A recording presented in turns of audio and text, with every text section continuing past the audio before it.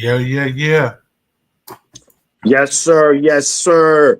You already know it's your boy, the Maniac, and welcome to another episode of 15 Rounds of Boxing podcast presented by Four Corners Boxing. We are the culture. We are the streets when it comes to the boxing shit. You heard four of us now. It's going to be myself, and to the right of me, the world's famous, the heavyweight champ of the world, Fight Night Mo, aka Bearpaw. Talk to me, Mo. What's going on, my brother? How you doing? How was your week? I'm great, man. Great. We just came off a great weekend of fights. We about to go into another good weekend of fights, right? Even though I know, even though a lot of us, it's not really giving Lamont Roach much of a chance, but at least one thing is he's gonna come to fight. I could guarantee that, right? Sure. And there's some other good fights on that card as well. So it should be a delight. And BK, of course, if it's in our city or not in our city, Four Corners will be there. So if you see us, make sure you say what up so we can get you on video, get your takes, get you out there, because that's what we do. We interact with the people, because Four Corners, we do it for who, Mo? We do it for the people. We do it for y'all. There you go, baby. In the words of my brother Mo, we do it for the people. All right, Mo. I don't want to waste any more time. I want to quickly recap Riyadh season. An excellent card that was put on by His Excellency Turki Al-Sheikh. From top to bottom, the card was stacked. For nothing but A-list fighters on that card. An amazing card. Shout to all the fighters that participated, all the promoters, and of course, Turkey for putting it together. So, Mo, however you want to start, from the main event to the opener, to the main event, just quickly run down every fight and what you thought of it. We go from there. Name a fight. We at it. All right, so look. So let's get right to the meat and potatoes, man. Bevo, better beef. The rematch for the light heavyweight straps, man. What was your thoughts on that fight, and did the judges get it right? This was a great fight. It was better than what I expected it would be. Both guys came out with a strategic game plan. Better be them knees was better in this fight. That knee was 100% better. The way he was moving, he applied the pressure, which I knew he was gonna do. And he fought a good fight, but he just didn't throw enough combinations in the late rounds. That's what Bivol started to get his groove. He started to put his skates on, and he started to find his groove. Like in the middle of the fight, Beterbiev had it. I had it like within the 6 rounds. I had it 4-2, Beterbiev. But then somewhere that second half of the fight, don't know what his corner told him, but he just woke up and he just started putting them combinations together. He was moving, and at the end of the fight, you could see the results of by Beterbiev face. The results of what his corner told him. I had Beterbiev. I had Beterbiev losing because he gave up a lot. He gave up some crucial rounds in the second half. I had it 7-5, Bivol. It could have been either way, but I just had it where Bivol just wanted it a little bit more, and you can see. I think Beterbiev let his foot off the gas and certain rounds that could have been certain swing rounds, and I think those are rounds that hurt him, and he gave it up. But I'm looking forward to a trilogy, and I hope Bivol don't front on it and be like, oh no, I got the straps, I'm not gonna run it back. No, run that shit back, because Beterbiev didn't have to run it back for you. So let's do it. Before you move on, I believe the WBC has made they made a mandatory. They made a mandatory. So let's see how that works out, right? The co-main event, Mo. of course, right down your alley, the heavyweight fight, you being the heavyweight champ. Listen, I'm going to tell you this. Man, Holy moly, what happened to Bacoli? listen, So he became a late replacement he was replacement at for 48. Daniel Dubois, who ended up getting sick. So Joseph Parker had to fight a fighter who is is a dangerous fighter coming off a devastating beating Yeah, of Jared. Big Baby Jared Anderson. A lot of people picked Bacoli. I just knew that boxing is not a sport you could play with. Just get off the couch and just take Yeah. these long flights without a real training camp. And it showed. But anyway, Mo, what was your thoughts on that fight, man? And what was your thoughts on Parker's performance? I'm gonna start with Parker. Parker did exactly what he had to do. He won the fight. And you know what's funny? It's boxing. It was, no one is saying it, but I'm gonna say it. It was a lucky punch at the right time. It was just a precise punch because he didn't even mean to throw that punch. It was just the precise punch, how it landed. Literally landed right on the front of his forehead and grazed him. And that's what made Bacoli lose sight, and he got dizzy. He wasn't able to recover from that.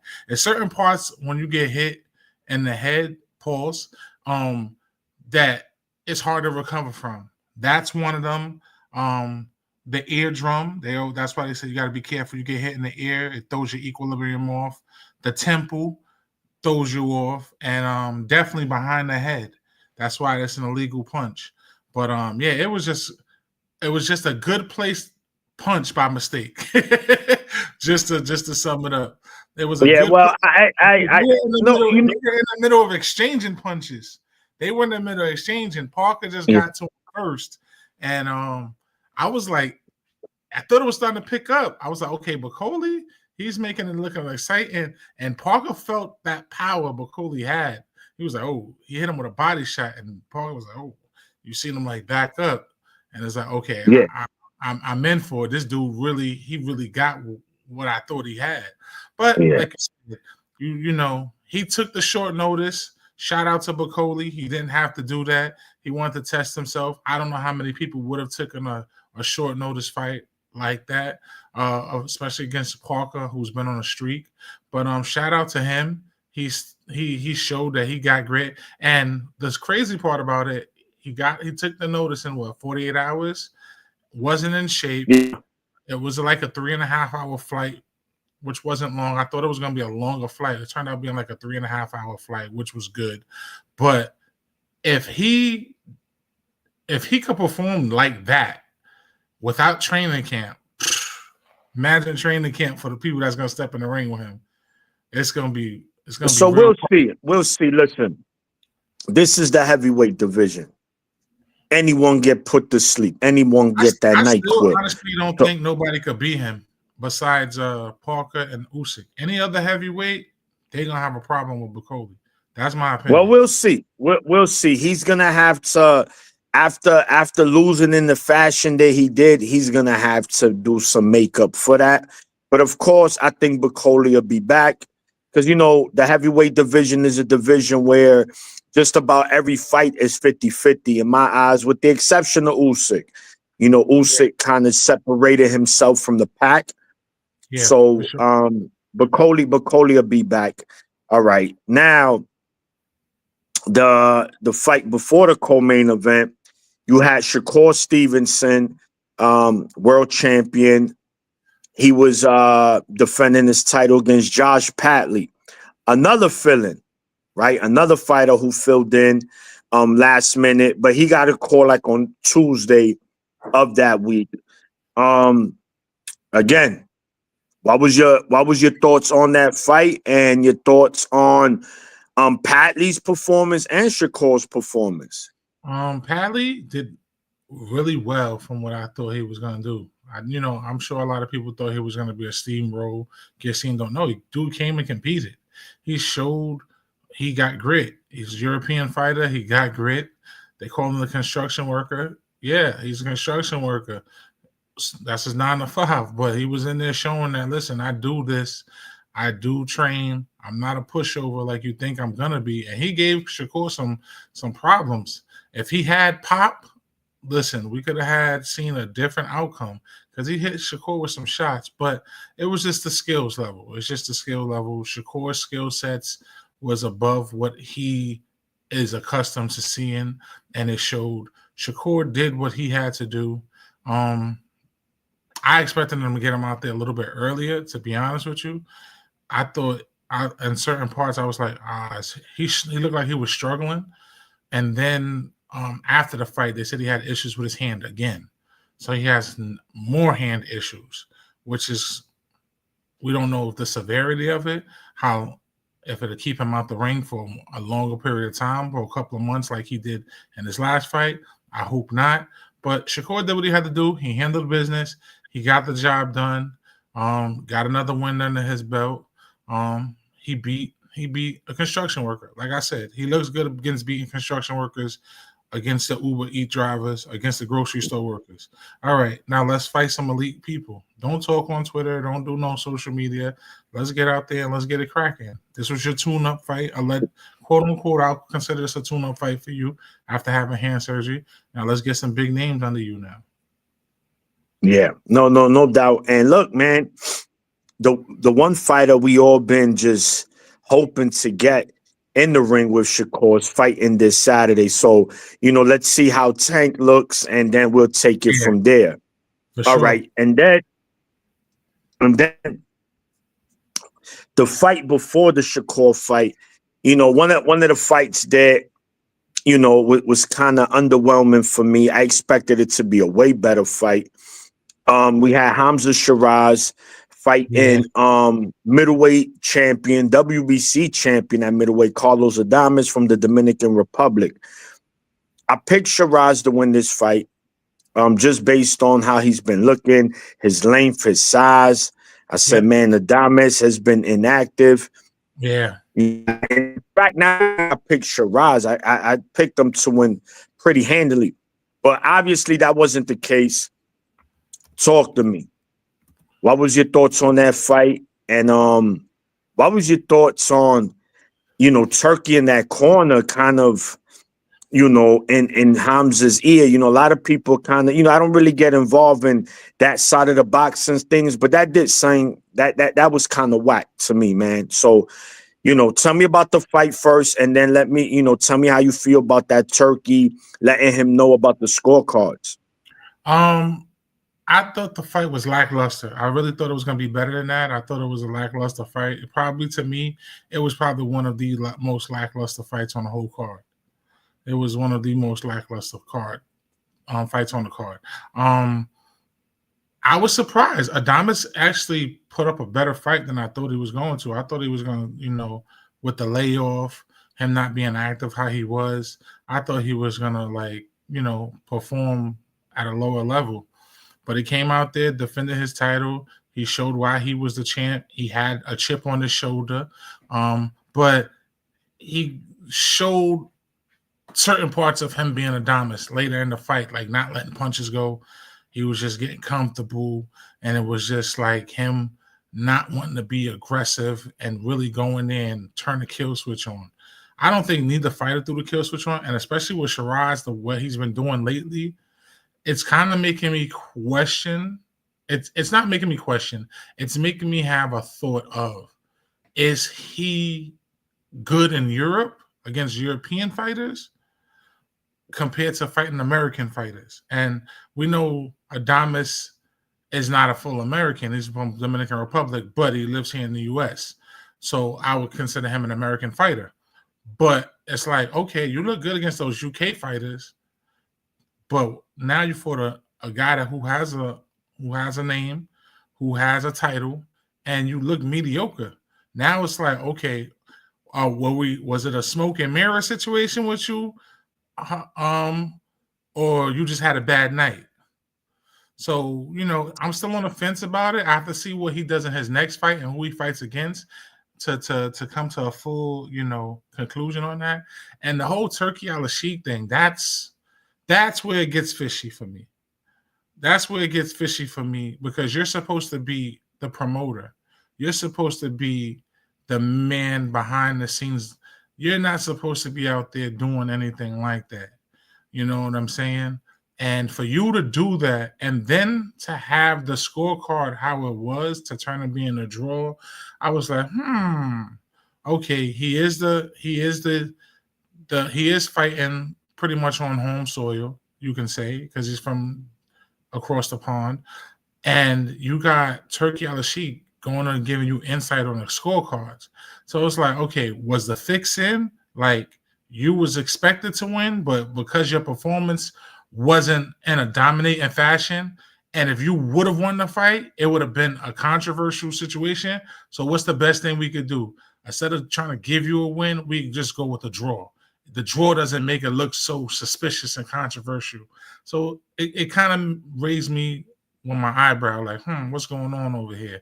That was real suspicious behavior from you, Turkey. It was real suspicious. And you know what I'm saying? We gave you the benefit of the doubt, but now I got to start putting the goggles back on, the binoculars on you again, and seeing what's going on. I mean, that was definitely something that we don't want to see, right? I mean, at the end of the day, you can have your favorites, but, I think he did a little too much in that thing. I get it. He's part, I'm pretty sure, yes, Hamza lives in the UK, but he's Middle Eastern, his nationality. So I just hope that that's not something we continue to see from Turkey, is him, in these fighters' corners and giving them scorecards, because that's not what you're supposed to do. So absolutely not. And we know who won that fight, man. The Diamonds. Won that fight, at least they didn't rob him. I still don't like that draw, but at least he stays with the belt. So, at the end of the day, it's easier to sleep at night knowing, like, okay, they halfway robbed him. You know what I'm saying? They ain't fully taking. They grabbed $20 out of his his thing. They end up taking some. They didn't rob me fully. I'm good, but still got robbed. Put Nonetheless, the gold back on it, like, he ain't gonna recognize his 20 missing. Yeah, exactly. So, all right, Mo. So now getting to arguably the fight of the night, depending on your preference: Virgil Ortiz, Israel Madrimov, junior middleweight fight. Now, look, Mo, before you go and give your thoughts, this is what I don't like about boxing. And it's a very biased sport, right? Absolutely. When Bud beat Madrimov, right? This was the talk in the boxing streets. Yep. Bro, what you talking about? That dude had over 200 amateur fights. We didn't hear that before the fight. All we heard that Bud was going to win by knockout, right? I picked him to win by decision. It was a tough, close fight. I think people are looking at Bud and think he's going to Errol Spence everybody. People got to remember something, Mo. Two things. One, you're not going to beat everybody like that. That's one. And we know, listen, like I said, I don't take nothing from Bud's performance. There was something wrong with Errol, whether it be the weight. That wasn't the Errol we saw against guys. We know that. But still got to give Bud his credit, nonetheless. So Virgil Ortiz, I even heard this, not from a lot of people, but from a nice amount, that Madrimov was the best junior middleweight fighter because Bud beat him. Now Virgil goes in there, wins a close fight too, don't get me wrong. He didn't dominate Madrimov, but it was a clean 7-5 to me. And he punished him in some rounds. And now, Mo, everybody's looking this way. Like, who fought? Bro, I was seeing dudes on lives and they were talking about Shakur. And I'm like, listen, look, even if you don't like Virgil Ortiz, bro, all you got to do is say, yo, salute to him. Yeah. That was he brought it to now. That wasn't the same. Madrimov, Bud fought. Madrimov was sick. Now I'm hearing the excuses. But anyway, I just had to let that off my chest because the bias is crazy. But what was your thoughts on that fight, man? And what was your thoughts on Virgil's performance against Israel Madrimov? I had going into this fight, I said it before on this podcast and other podcasts and people's Instagram lives. I had Madrimov winning. I thought he was going to put up a good fight based on his performance with Bud, having that experience. But he laid the goose egg, bro. I'm going to be honest. He laid the big ass goose egg, and it was embarrassing to watch. Salute. I'm going to start off by saying that. Salute to Virgil Ortiz, man. I wanted to see what he can bring to the table. I wasn't 100% sold on him yet. After watching what he did to Madrimov, yeah, he's a dog. He's definitely a dog. He's definitely putting in that work. And, yeah, he definitely is going to be a problem in that weight class for sure. I don't see a lot of people that's willing to jump the line and say, I want to fight Virgil Ortiz. Let me get him next. Nah, I see a lot of people when they, like the Jehovah Witnesses, when they knock on the door, you're like, oh, man, shh, be quiet. Don't talk. Shh. Don't make no noise. They're gonna go by. We not home. Knock next door. Knock on 3B. Knock on 3B. I'm saying, like, I feel like people gonna start doing that with Virgil Ortiz. Nobody's calling his name out. Nobody's jumping the line to be like, I want to fight him next. He wouldn't handle business. The body work was phenomenal. He was breaking them down. Certain things I was watching him do where he was testing the glove, like he would tap Madrimov's glove. And when he tapped his glove, they showed. And when he tapped Madrimov's glove, Madrimov put his guard back up. Like he tapped it, he put his guard back up. And as soon as he put his guard back up, he came with the right, bow, rib shot. I'm like, oh, like it's little things that you see in the ring that he does. He has good IQ, more IQ than I expected. He has really good IQ. He's precise on his punches too, which was very surprising for me to see. I know that's X's guy, and I see why X likes him a lot. I like what I saw with him, and I'm looking forward to seeing him fight the bigger names, those who have the cojones to step up and fight him, because he gets it shaking. And he did what he had to do against Madrimov. He made Madrimov look mediocre, very mediocre. And regardless if this was the same Madrimov that fought Crawford or whatever. Listen, he got in that ring and he fought. Regardless, he fought, he got in the ring. If he didn't want to fight, he should have not went in the ring. He should have backed out the fight before.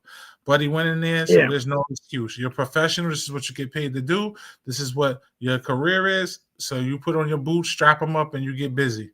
But, he didn't do anything, bro. It was just like, You could see the amateurish ways that he showed. He showed a lot of amateurish pedigree that night against Virgil Ortiz. Yeah, no doubt, man. And man, good breakdown, definitely. Madrimov's movement early did give Virgil trouble, but you know how it is, man. Once you start to put a leak in them tires, man, the car ain't gonna ride the same. That's it. Once he became a stationary target, man, that was all she wrote. Because, like you said, man, one thing about Virgil, he's gonna apply a pressure from beginning to end, and that pressure, he did succumb to that pressure. Who is Madrimov? So yeah, man, shout to him. The second fight of the night, another heavyweight matchup. We had Jen Sis. We had Clarence, salute my people's four corners. Shout to No Duck Zone, my brother Clarence McLean in the building. Hit that like button. That's right. Hit that like button, people. Please hit that like button. And we had not only one of our favorite heavyweight fighters, but we're close to his peoples and the Lane brothers. We had Big Bang Zhang going against Ajit Caballel. And look, man, what do we say? 7 and under. 7-0, Yeah. bro. I had Zhang. I picked Zhang to win this fight, but I knew it was gonna be tough. I didn't say he's gonna cook Caballero, but damn, man, oh man, there was no way I would have thought Caballero would do Zhang the way he did him and that early in the fight. So Mo, again, I pass you the ball. What was your thoughts, man, on that fight, and what you think of Caballero, man, moving forward in the heavyweight division? And Listen, is this the beginning of the end for Zhang? yes. I hate to say it, but this is looking like it's time to call up the key maker and say, listen, you might have another member on the way. The application is just being processed. We just need the signature. I hate to say it, man. Zhang is our guy, but Zhang, bro, what did y'all do cardio-wise? He was tired in round 2, breathing heavy. Yo, 6 minutes, and he's bro, that's not good. You came in at he came in almost 50 pounds heavier than Cabal. I think Cabal came in like 241. Big Bang Zhang came in like 285, 286. So that right there is like, okay. But then again, he's tall in stature, so it weighs itself out. But it was horrible. We were talking about it in the chat, like, you see how heavy he's breathing? This is only the second round.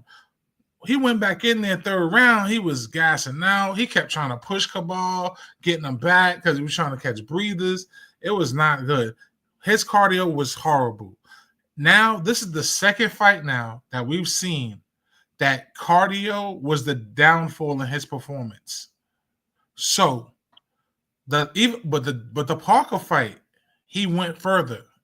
That was like 7th, 8th round, like 6, 7, They went the distance. Nah, with him and Parker finished him. Nah, it went the decision. No.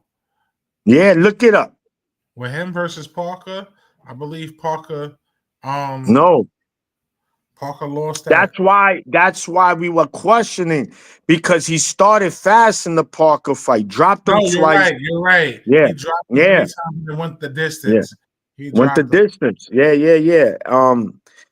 Yeah, man. So what you think Caballero, man? What's your thoughts on Caballero as a fighter? I think Caballero is something. I'm not too sold on him yet. I'm gonna be honest. He is handling business as of right now, but I'm not too sold on him yet. I can't jump for joy and say, oh man, he's the next big thing in heavyweight. But what I can say is he's somebody that you got to watch out for and you can't sleep on, because he's definitely going to bring you 100% of pain, and he ain't going to play around with you. So I want to see him against some. You know who I would like to see him against? Now we're talking about it. I would like to see Cabal versus Bakoli. That would be a good fight. You know what's funny? I believe that fight was scheduled, and something or it was being spoken about, and I think Caballero he took his name out the hat. He said, "Nah, I'm good." But you see how boxing works. You see how boxing works is that they wait till this chink in the armor. So now you saw why he just did the Zhang. He sees what Parker just did to Bakoli. Now he might say, "Yeah, I'll take that fight." But trust me, it's gonna be a different Bakoli next time. But I'll say this about Caballero: I like him. I think he's legit at heavyweight. But yes, we do got to see more, right? Because heavyweight is a division, man, where one punch, bro, literally. Now, you could say that for every division in boxing, but it holds the truest at heavyweight, because these dudes are just so big that you could be winning 8 rounds to 1, and then in the 10th round, because dudes are just, it's like, bow. Just crazy, you know? Oh no, you know. Yo, Ooh, ooh, ooh, ooh, no, oh, what up, Unito. though? What's going What on, up, though? champ? We here, man. Shit, We man. we in the Just got building. back from Brooklyn and shit. Yeah. I know. I saw y'all. What up? You guys was at the buffet because y'all was eating. Y'all You was heard? eating. I saw y'all. I saw y'all. Nah. Yeah. First of all, listen, man. Shout to Uno, my brother, Fight Night X, my brother. They were there at the what was that? The open media workout of the Lamont Roach, Javante Tank Davis card.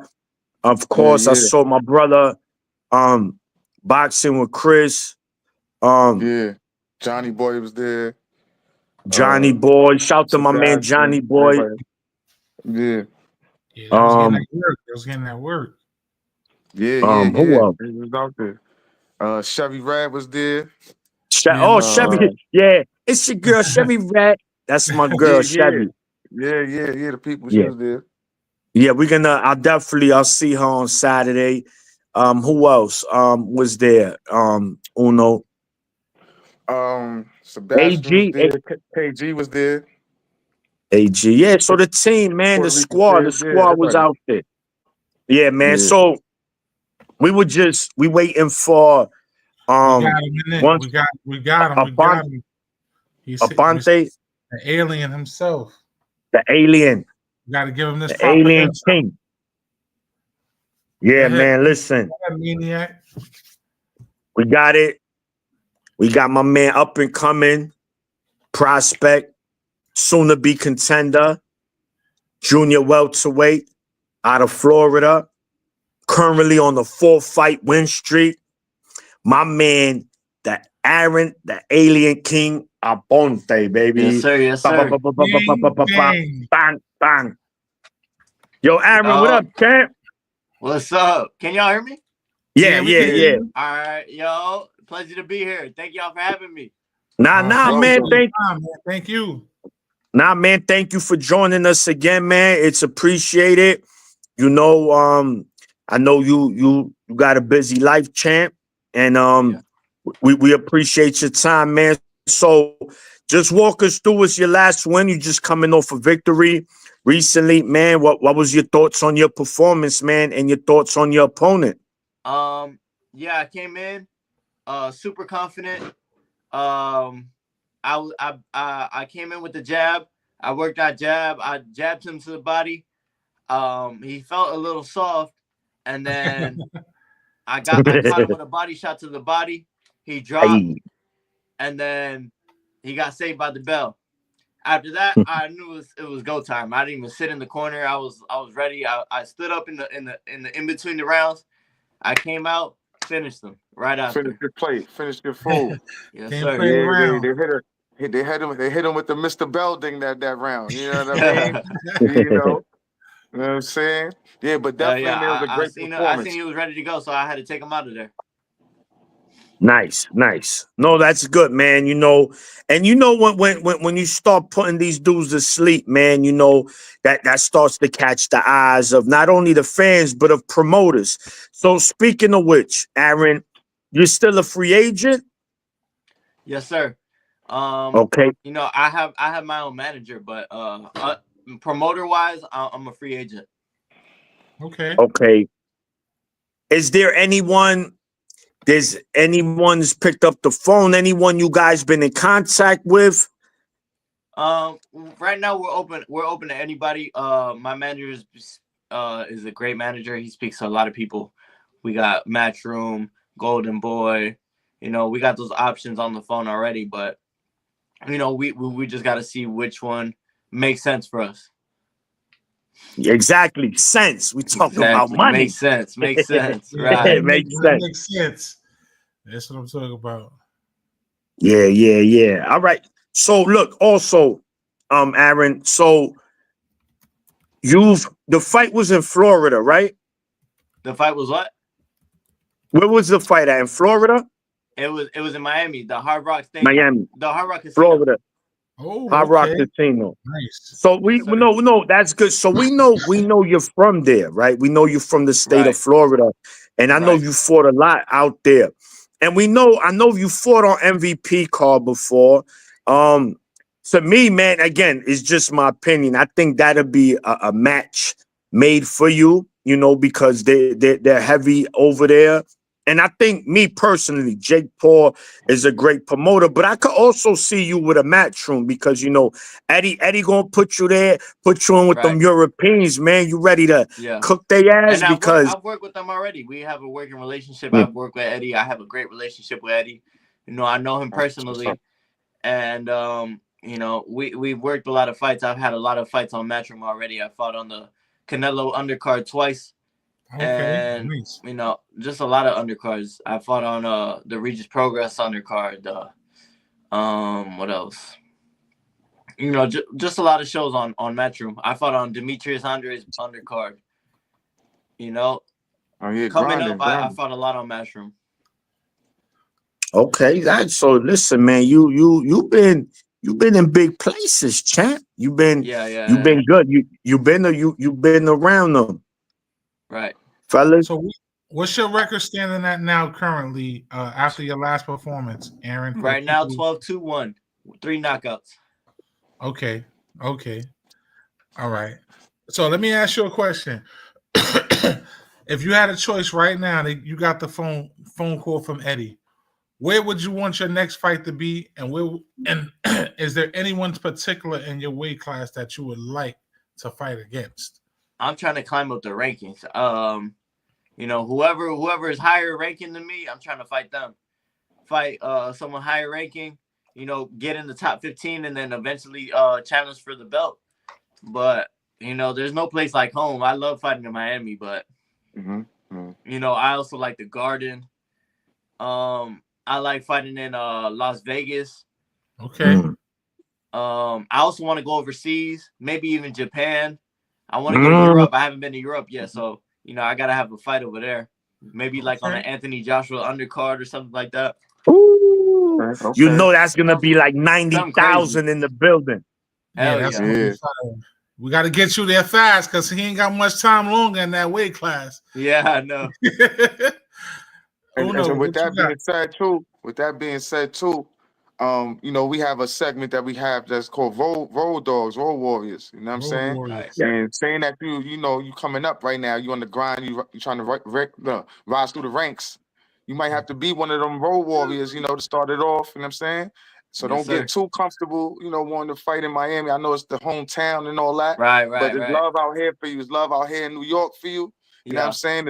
And Philly's a beautiful place to fight at too. The Boots cards is coming up. Boots is doing his thing out there. You know what I'm saying? So definitely be open to, like you said, going anywhere and everywhere. Open to any opportunity. Whatever they give me, I'm ready for it. I'm not just trying to stay in Miami. I'm just saying, you gave me an option. No. I feel you. Yeah. So you fight. We know you're currently at junior welterweight, right? 140. Yes, sir. And you what? You 6 feet or like 6'1"? Because they be lying a lot. Right now, I'm 6 feet. You 6 feet right now. You might be 6'1" tomorrow. I put the shoes on. You put the shoes on. You 6'1.5". Yeah. So what's that? How's it been making weight, Arron? Is 140? Has it been smooth? Has it been tough at times? Talk to me. Yeah, I've never really had a problem making 140 yet. Like I'm still young. I don't feel like I've grown out of the weight class. But if my coaches want me to move up, I'll move up to 147. If I get a fight over there, I get a big fight. They want me to come up. I said, if the money's right, the money's right. It makes sense. Yeah, absolutely. So my walk around weight probably like 165. 165. Okay, all right. That's a walk around. Jeez. Okay. So you know what, Arron? That's dedication. And you know what? I'm glad too. We got because my boy had hit me up, right? He likes boxing. He asked me this question, which I didn't have the answer to. So normally, right, the week of your fight, right, let's say you fighting on Saturday. By Monday, how much you waiting? The most you're gonna be waiting by that Monday of the fight. You're like what, 145, 144? Because we seen, I know there's been times where fighters had to. Go ahead. Like if Monday and I'm making weight on Friday. Yes, correct. I'll be like 150. All right. So in the span of the last 10 in the last week. Okay. And what's the fastest way to cut? 150, 148. And what's the fastest way to cut that weight in those? Because that's just in a couple of days. Okay, the fastest way is dehydrating. You got to, you dehydrate, you take all the water out of your muscles, and then, you weigh in, and then you rehydrate. That's what most boxers do. That's just the regular boxing way everybody been doing since the ancient times. Yeah. No. Take out the water out of your body, and then put it back in when you ready to fight. So you won't consume any liquid for that week. You're just no, not like that. What I do is I cut out food. I'll eat less food, so I'll get as low as possible without cutting out water. I'll still be drinking gallons. I'll drink 16 ounces of water an hour while I'm awake. So basically, I'm water loading, and I'm cutting out the food. So I'm cutting calories, and I'm also working out. And then when it comes like really close to the fight, that's when it comes close to the weigh-in. When you get close to the weigh-in, that's when you cut out the water and you do the last final weight cut. Because you don't want to cut the water out on Monday. You want to cut the water out on Wednesday, Thursday. Okay. It's not healthy for your brain to be without water for so long. You see, this is there you go. Yeah, and it's good to know that, because I know you got sacrifice. No, I know these fighters sacrifice a lot. I've heard stories with fighters for a week they eat like ice. They were just eating ice. Yeah, it's not good to dehydrate yourself so far and for so long, because then the water from your brain leaves, and then you can't think, and then you have less protection in your brain. So when you get hit, you're more sustainable to get dropped and hurt, because there's less water in your brain to protect it from bouncing on your skull. Gotcha. Appreciate that, because Maniac is trying to get his beach body for the summer. He's trying to get busy, and he was about to do that. Now you saved him. You saved him. Definitely don't cut out that water. Just cut out calories and drink water. Water has 0 calories, so you can drink as much as you want. No. It was just more going into the mind of a fighter. When they cut in weight, the week of the fight, and I'm glad you answer that. Have you ever been a point where you came in of the weigh-in and you didn't make weight, and they say, listen, you got 2 hours to cut the rest of that weight? I've never had that happen to me. I've always made weight, and it was good. I always made the contract weight. I've never had a problem making any weight that they told me I had to weigh in. Even in the amateurs, I never missed weight. All right. So I got a question for you, Arron, because we know, like you said, being a fighter, it looks great. You're on TV, you get the fame, you get this, but a lot of people don't know the dedication and the work you guys really have to put in, and the science behind the body, like what you guys have to do to keep your bodies fit and healthy. So when you're getting ready for training camp, because there's things you just said you have to do, things you got to cut, you can't eat. What's the one thing that you indulge in that you'd be like, oh man, I can't wait the training camp is over so I can have this? Like, is there a particular food? Definitely fast food. I eat a lot of fast food when I'm not in camp. I'll eat fast food, pizza, definitely pizza. When they tell me I gotta cut weight, that's the first thing I'm craving, pizza. I want some fucking, I can't wait to fight. Yo, I'm a pizza head too. Go eat some fucking pizza.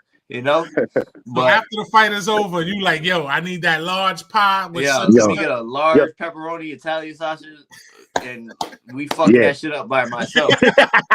I'll be right there with you. Cheese. Hell yeah, all of that. Especially when I'm in New York. When I'm in New York and they they got the best pizza over there. I be fucking talk about it. Yeah, let's talk about it. So speaking of New York, Arron, we have a card going down this Saturday. We got Tank Davis versus Lamont Roach. Now, I kind of want your thoughts on this fight. I mean, again, I think just as boxing fans and you being a professional fighter, you know, you can never count nobody out, right? It's boxing. You just can't. But just based on one, you know, Roach is coming up to 135 and Tank being the fighter that he is, man. What are you expecting to happen in that fight? And who you picking to win? I'm gonna be honest. I'm expecting Tank to knock him out.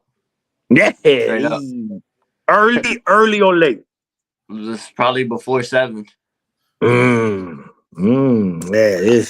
I just don't think Roach got anything for him. You know, he had problems with who do you have problems with? Jamel Arron? No, Andrew. Wait, Jamel Arron. He lost. Jamel Arron. He had problems with Jamel Arron and Shakur ran through him. You know. Yeah. He ran through Jamel Arron. Yeah. You know, and I think Gervonta is just he's one of them ones. He's one of the special ones. You know, and he's just one of the chosen ones, the chosen few who are destined to be great. And I just don't think I don't think it's Roach's time to beat him. Yeah, no, facts, man. Yeah. And how big of a boxing fan are you, Arron? Do you just watch here and there? You know, you in and out, or you're a hardcore fan? Every card that comes on, you're like, oh, I gotta watch these fights. I definitely think I definitely feel more like a casual nowadays. Okay. You know? I feel like when I was a kid, I used to watch all the fights. I used to watch all the old school fights on YouTube all day. When I was in class, I would just watch Sugar Ray Leonard, Felix Trinidad, Muhammad Ali. I would watch all those fights.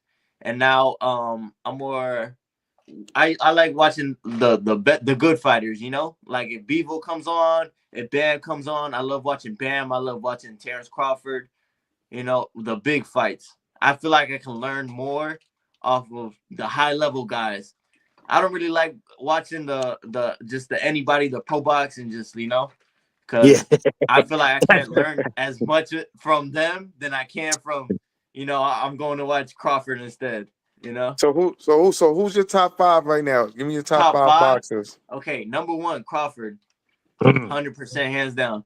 Then I got number 2, Bivol. Number 3, Nue.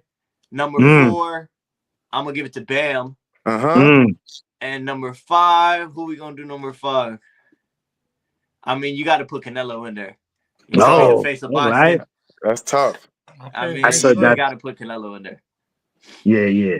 No, that's definitely a tough list right there, man. Listen, I'm just looking. I could see.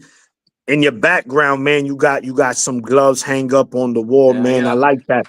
So let me ask you, man, when them honeys come over, man, you let them put on the gloves, make them look like you know. Want to put them on, I let them put them on, you know. Hey, let me tell you, I got you. Hello, you put these on right here. Hey, but the ones on the wall, they can't wear those. They can wear those. Okay, only those. Yeah. Only the ones on the door, not the on the wall. Nothing too crazy. You feel me? They gotta know that. They gotta know the limit. They gotta know. Yeah. He said you gotta work your way. You know what I'm saying? You gotta rise through the ranks. You gotta rise through the ranks. Yeah, right through the rankings. Yeah. Once they make that, you know. Once they get that level, then they can put on the ones over here. But so they gotta be a contender. You gotta be a contender. They gotta spar first, man. Yeah. No, definitely. So is there anything yet regarding your next fight, man? Is your manager? And by the way, what's your manager's name again, Arron? Peter Kahn. He manages. Peter. Oh man, Peter Kahn. Yes. No, Peter Kahn. Peter Kahn is the man. Yes. Peter Kahn. You're in good hands. Yeah, he's a great man. Yeah. Him and Keith Connolly, man. They're like they're running the game right now. Yeah, they the best managers. Also, you know, when would you like to come back? We got where we at? We're about to hit March, April. Okay, good. I'm trying to get back April.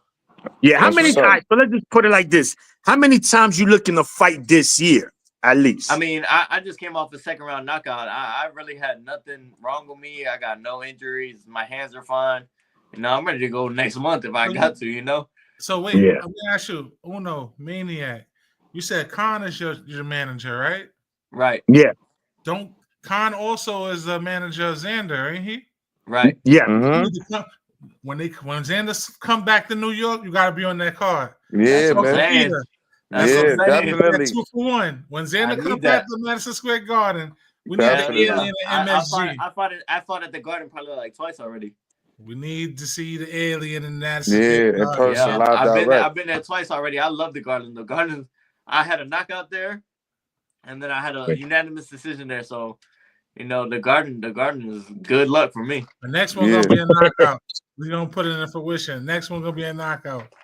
Hell yeah. No, definitely, man. And that's one thing, man. Also, what I like, man, you have good energy, Arron. You know, I saw you, my man. Shout out to Mr. B. You know what I'm saying? Shout out Mr. B. Mr. B. Yeah, he make that's my guy right there. In fact, we're gonna go to his. We're gonna go to his spot. We got to do some recording. We also want to get, you know, one day you in New York, seeing him. I want to get both of you guys together, and we could do more of a sit down thing as well. You know, every time I'm in New York, I'm with Mr. B. For sure. I ate that chopped cheese, and I'm out of the town. Chevy's Red. That's a homegirl, man. She does ring announcing. Arron, she's from Ohio. But she's out here for the fight, man. She's from the land. Doing. Yeah, she's cool, man. The land. Yeah. And let me ask y'all a question though. Yeah. Who y'all got, Crawford or Canelo? Crawford, man. But I'm going Canelo. Canelo. And I'm gonna tell you why. This is what I'm gonna tell you. This is why I'm going Canelo. I mean, I hope Bud wins, right? Because to me, Canelo shouldn't be taking a fight like that. So it's a lose-lose for Canelo. He beats Bud. He was just bigger than Crawford. No one's gonna give him the credit. He loses to Bud. Wow, that's gonna be very bad for him. Plus, that's gonna make Bud a 3-time undisputed champion because we know Canelo is gonna beat William Skull. I mean, again, like I said, you can't count no fighter out. You know, now you can count him out. Nah, you could. You could.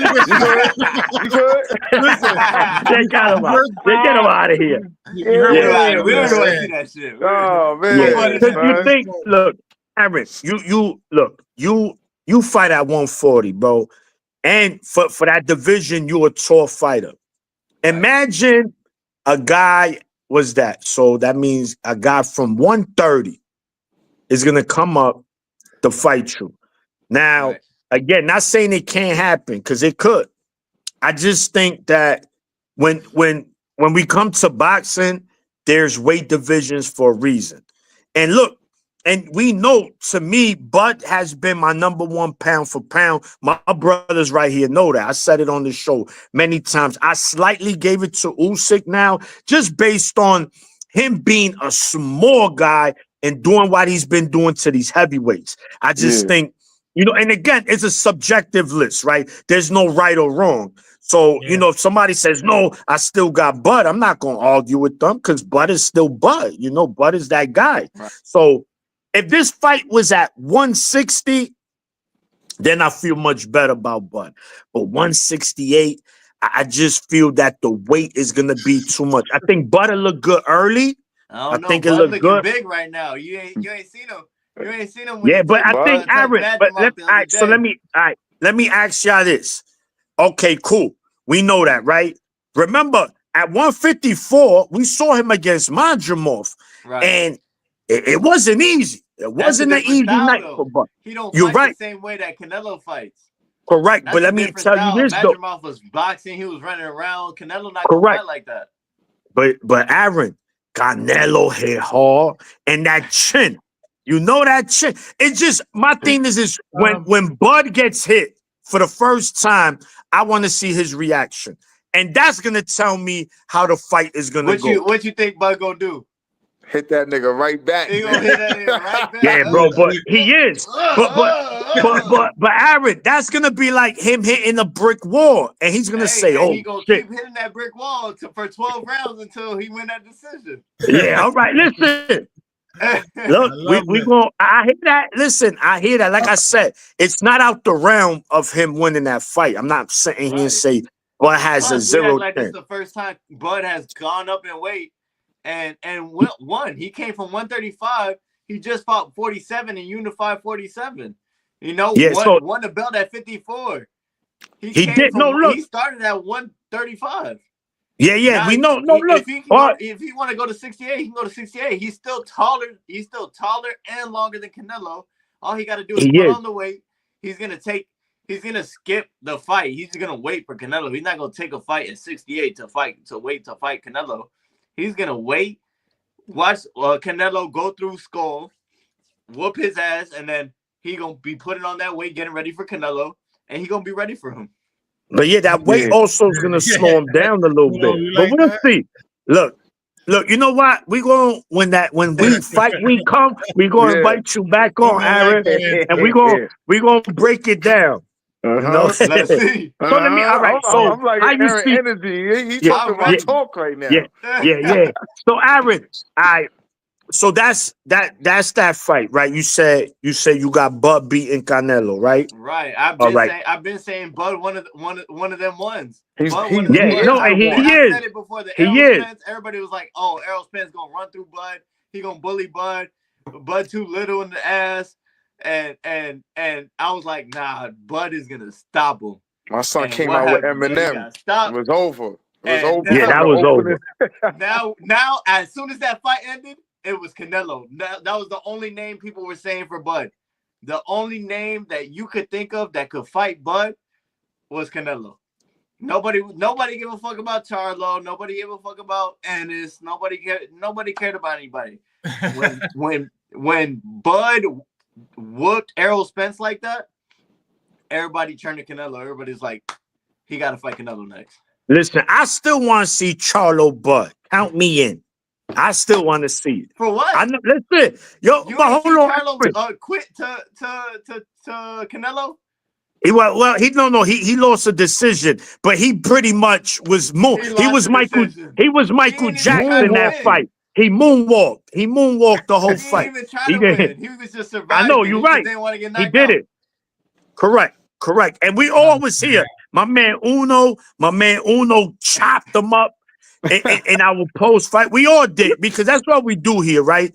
We keep it real when it comes to boxing, you know. But listen, it's gonna be a mega fight, you know. But Canelo, we'll see September. Hopefully Turkey stacks that call. Yo, tell Peter Khan, listen, that you need to be on there. Listen, Arron, just put me in there with you. Just knock me out. I don't care. Just get us on Riyadh TV. Into the money room. Gotta bring you into the money room. Tell them we your security. Tell them we your security. Yeah, you're good, man. No, but look, man, boxing is a great sport. But it's also a dangerous sport, right? We just seen a fighter overseas passed away due to injuries from boxing. Did ever comes a point, Arron, like your family tells you, listen, is this something you really want to do because you could really get hurt? Or they just like, all right, man, if this is what you want to do, do it. Yeah, I don't think I ever had that discussion with my family, like, you know, hey, you want to do this shit? Like, you really want to do this shit? It was just so obvious because I put in the work in the gym. This is what I do. I'm committed to this. You know, nobody ever questioned if I really wanted to do this. So I never had to have that discussion with my family. You know, that's what's up. Good. That's what's up. Yeah. And always, you know, and that's why me personally, I could never refer to any fighter as a bum. I don't like to use that word bum because of that, because how dangerous this sport is. No matter what any fighter's record is, man, to step in that ring, it takes a lot of guts, man. That shit ain't easy to do, man. And you know your training camps, like you said, not the eating. You like, yo, damn, I need some Papa John's right now. You know what I'm saying? Some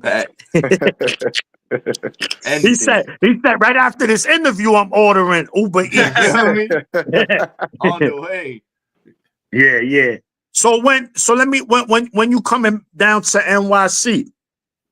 I don't know yet. I gotta plan something. I gotta plan a trip over there.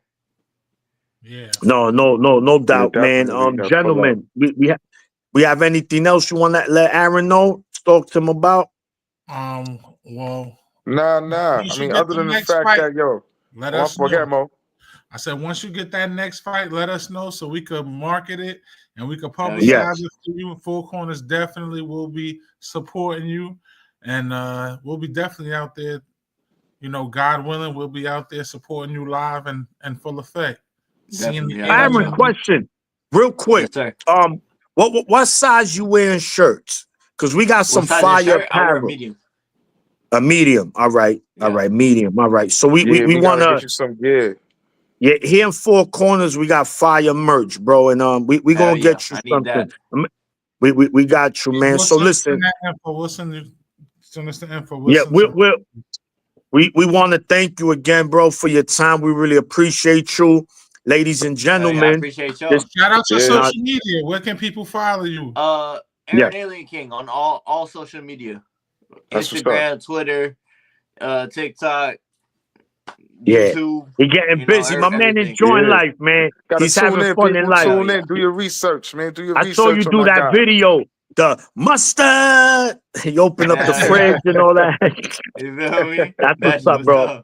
Yeah, it was. It was. You killed that, man. For real. Definitely, man. So listen, man. Again, thank you for your time, Arron. Shout to my brother, Mr. B, for looking out as well. And listen, man, just know Four Corners, man. We rocking with you, champ. Yes, sir. It don't matter win, lose, or draw. We in your corner, all right, man. Just know that. You. Hey, I appreciate y'all. Thank you for having me. I really love coming on here and having boxing talks with y'all. Yeah. And listen, the Canelo week, be ready, man, because we're gonna go in that week. Yeah, that's it. I'm on here talking shit. Yeah. Talk that shit. Talk that bud shit. There he is, people, ladies and gentlemen. Arron Alien King Aponte out of Miami, Florida. Tune in. Miami 305 on the TV screen. 305, baby. All right, my guy. Get him. All right, appreciate y'all. Peace. One. Oh man, that's what's up, man. Again, shout to Arron Aponte, man. He goes by the Alien King. He's a junior welterweight. Just came off a win. Recently he's on the 4-fight win streak. So man, watch out for my brother there, man. He's cooking, man. He's cooking. Gentlemen, we got to fight this week. But before we even get to the main event, right? We're not going to get to the meat and potatoes this time. We're going to get right to the appetizer. We're going to get the bread with the butter, right? We're going to get the bread with the butter first. You know, the warm bread. The nice warm bread. You got to have the warm shit, the dark brown shit, pause. Correct. Yeah. That one, yo. Uno, you know. Yeah. And that soft butter, not that been in the fridge. Yeah, not that chop. Yeah. Not that choppy. No. Not at all. No. So look, man, we have, before we get to the main event, there's 3 fights. I mean, again, the pay-per-view portion, there's going to be more fights, obviously, but we're going to only focus on the pay-per-view card in its entirety. So it's starting off with my brother J Rock Williams, man. Philly. Shout to Philly and all my brothers out there, man, doing he's going up against up and coming Cuban dude. Pelez. Now, I seen him fight. He looks good. But again, like Hamza looked good, and then we saw what happened. So we know J Rock. Yeah, bro, he got me mad. And we know J Rock. Yeah, that was me and Mo were talking about that. I like you, Turkey, but you did that dirty. That was dirty, Turkey. That was dirty. We on him. We on him. Yeah. You on the investigation. The secret. So look, what I've been telling you, Uno. We're watching. Yeah. That was cold talk for. It's gonna go in your favor. It's gonna go. Yeah, that's not good. That wasn't good. I didn't like that. Like I said, but J-Rock, man, can he turn back the hands of time? We know Gritty, Philadelphia, former world champion at 54 when he beat Jarrett Hurd. Then he loses in the fight that no one really expected him to lose against Jason Rosario, aka Banana. Banana. My man Banana. That was this nigga's last victory. Yes. It was. That's his last victory, huh? Yeah. Rosario's last victory. So look, I don't know how familiar y'all with Tellez. I seen him fight. I believe he fights out of Canada. But he'll be in NYC taking on J-Rock. And you know, they trying to use J-Rock as a stepping stone.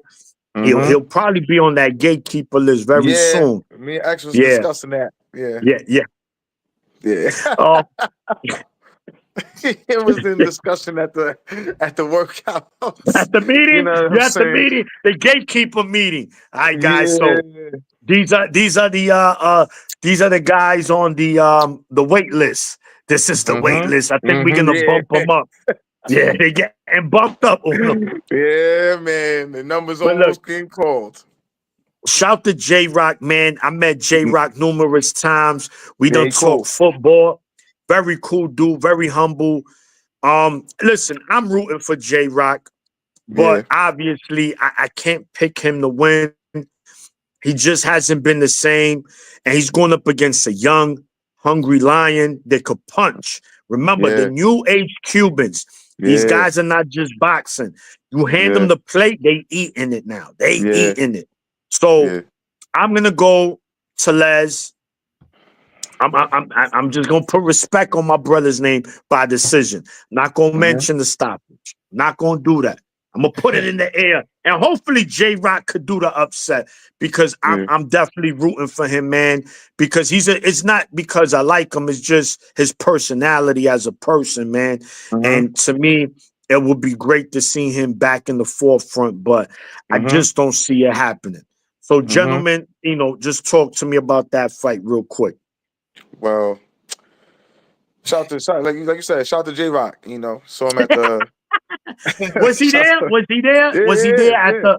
Yeah. We got some footage of him and shit like that, man. He was there. You know what I mean? Shout to J-Rock. And like Maniac said, man, you know, he's a solid fighter out of Philly. So, you know, them Philly fighters, gritty fighters, automatic dog in them, you know. So that's one thing we do know. But then also, especially with this boxing shit, Father Time is cool. Like he's undefeated across the board, but with this boxing shit, he speeded up a little bit. It's sped up a little bit. It's you know what I mean? Like Buzz Lightyear. Yeah, you know what I'm saying? And like Maniac said, you know, J-Rock's coming off some tough losses. And in these losses, he just hasn't looked.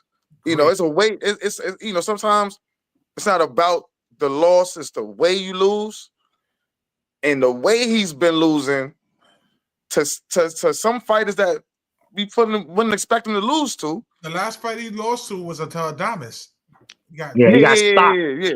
But that was a stoppage. Yeah. And the Adamas, that was You know what I'm saying? But all I'm saying is, mentality plays a big part in this boxing shit. We always say that, right? It's everything. It's everything. And I'm also hoping that J-Rock comes in there mentally clear, you know, and ready to put on this performance that he needs to put on to get back on the mat. But I also saw other dude in there, man. It's kind of big. Pause. You know what I'm saying? And you know, he looked, you know, he's over in the corner chilling. You know what I'm saying? Not too many people around him, but you could tell he's ready for the moment type shit. You know what I'm saying? And like you said, is his new age Cubans. You know, and I know he sees what his other brethren are doing. Andy Cruz and Morrell, you know, and he's also with Ronnie Shields. Shout out to Ronnie Shields, where we got an interview with the great Ronnie Shields also. You know what I'm saying? He was in there. And he's confident in this fighter too, man. You know, so I would love to see J-Rock come back to, his heyday. But I gotta go with the young Cuban.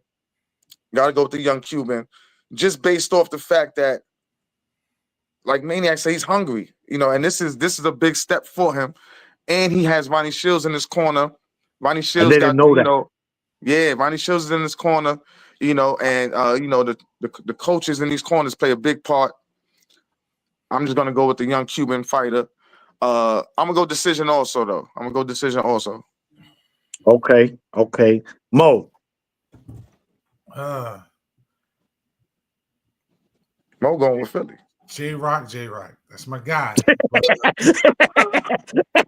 My guy, man.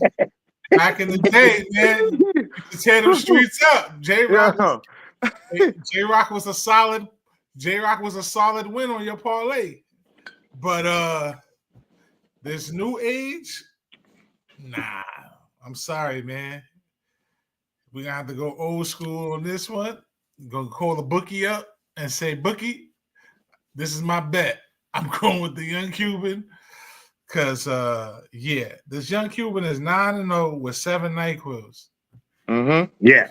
So he ain't playing with his food. And that's He's tough. He's tough. We saw what J-Rock's performance has been. He ain't been good on his back foot. That jaw has been shaky jakey. and that Father Time has caught up with him. He's been in there for some wars. Yeah. 29 fights. 29 wins, 4 losses, 1 draw. So he's fought 35 fights, 17 KOs by victory. 3 losses out of his 4 have been by KOs. And that's tough. That's tough. On the mental. Yeah. On the mental. You had 4 losses and 3 of those was by NyQuils on you. So yeah. I think this is gonna be number 4. I think he's gonna get the 4th NyQuil in this fight on Saturday. I hate to see I'm just trying to be nice. Y'all being political tonight, which is rare. I gotta be because listen, that's my guy. So I'm gonna be political. I'm still picking the Cuban.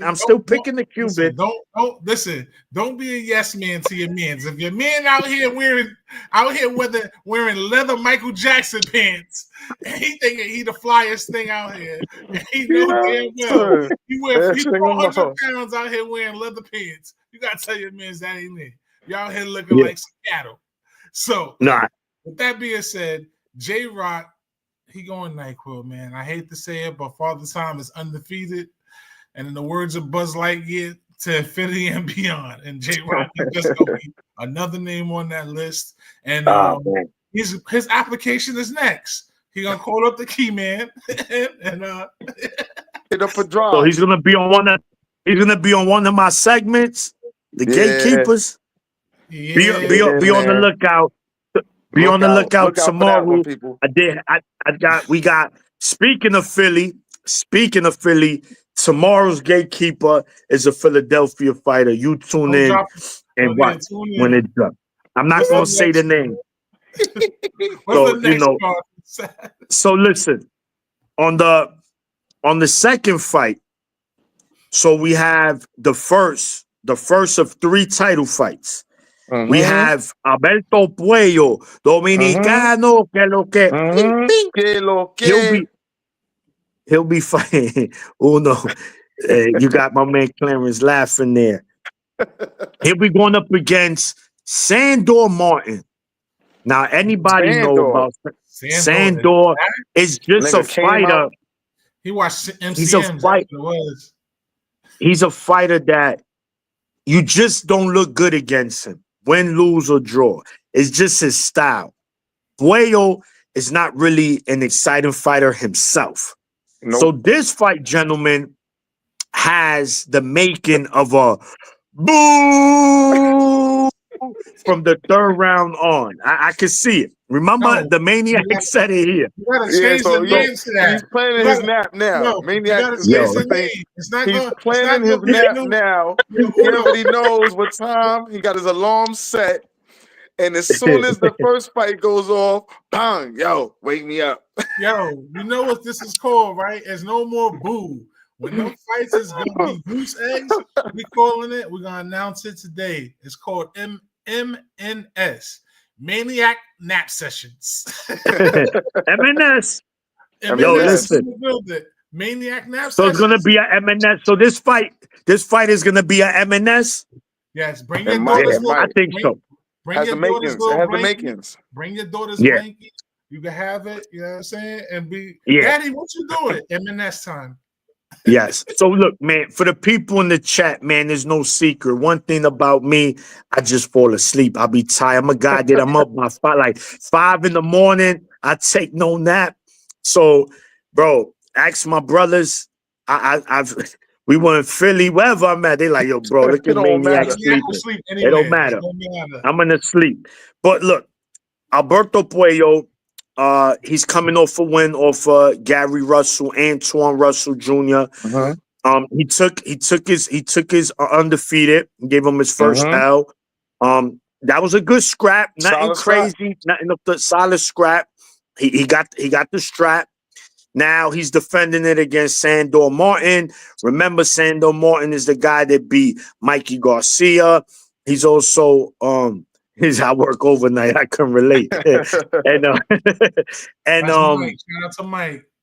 Mike, and he gave Tio. Many felt probably edged that fight. You can make it. You can make that argument. So he's just a fighter there. These are two fighters that they're not active fighters, right? Meaning they don't really let their hands go. So again, I see a lot of chess match with very minimal offense on both sides. Hopefully I'm wrong and they turn it up. Somebody takes the initiative and says, nah, I'm not gonna just sit back and wait.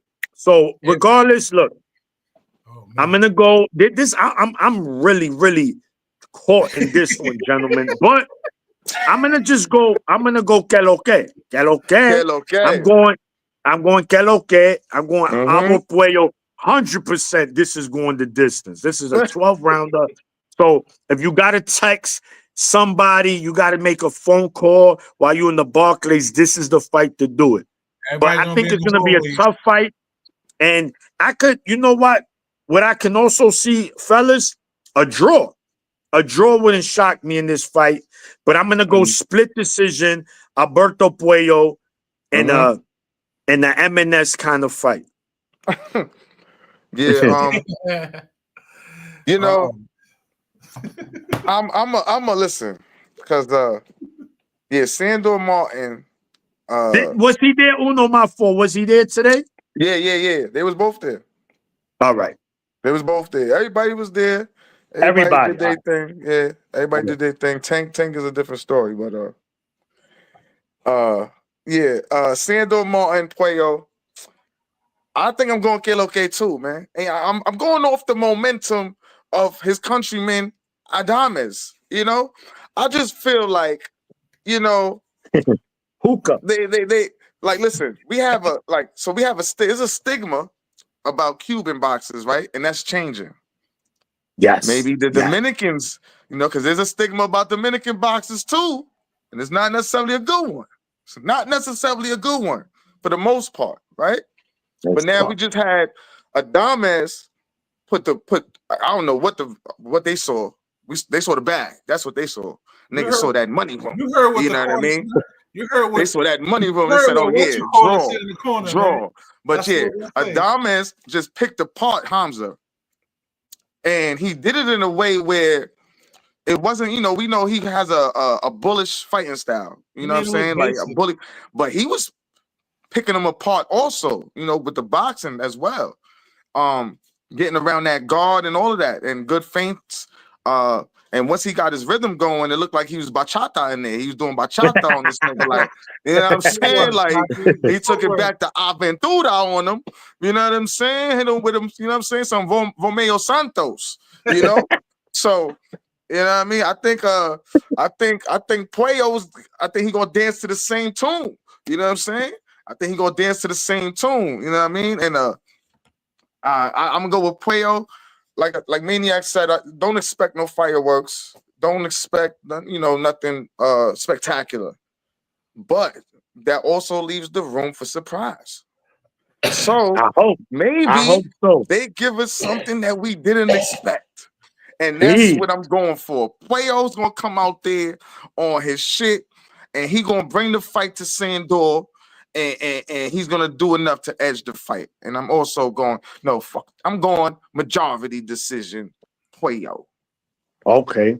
All right. Oh, Baile. Mo, heavyweight champ. Talk to us, man.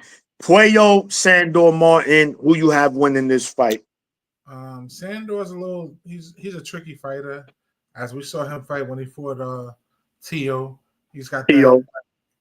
He's got that irky jerky kind of style. You don't know where his angles is coming from, but he's been inactive.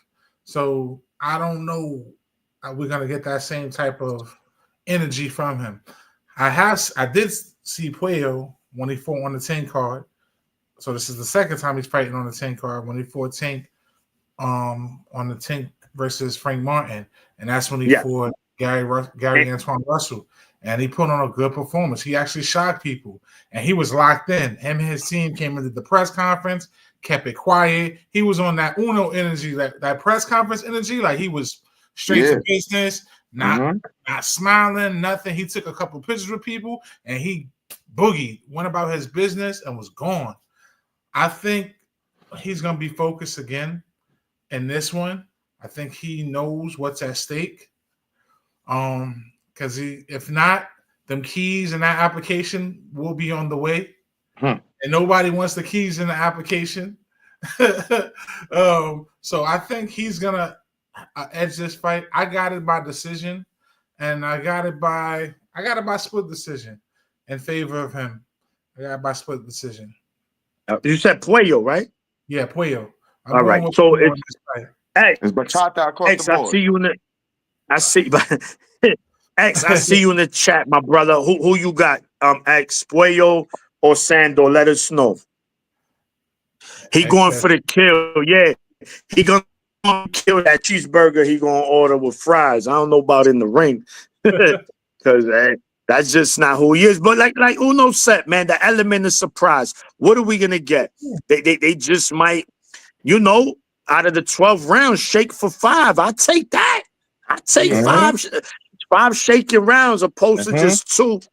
But across the board, man. So we all picking for Puello to keep that strap at 140 and possibly a unification match sometime this year.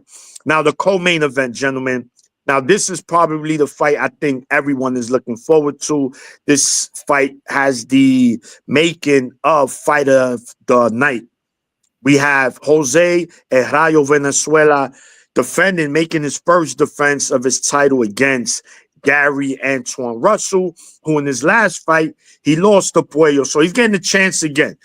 Al said, listen, you're my guy. I'm going to give you that title shot. We know my brother Mo here deemed him the silent assassin? The silent assassin, man. The silent assassin. Look, we still team Gary Antoine here. Again, we don't jump ship because he lost. I think he's a dog. I like his style of fight. I don't know. In that Puello fight, it just probably wasn't his night. He didn't. He's gonna. Now here, this is where this gets tricky. Venezuela showed me something in his last fight I didn't know he had in his toolbox. He pulled out a tool. I said, oh, he had that box? Which tool is that? That's the what? The wrench? Which one? The box and just the measurement tape. I forgot which tool. Measurement tape. The measurement tape. He had the measurement tape. Bing bang. I said, oh, you got that tool?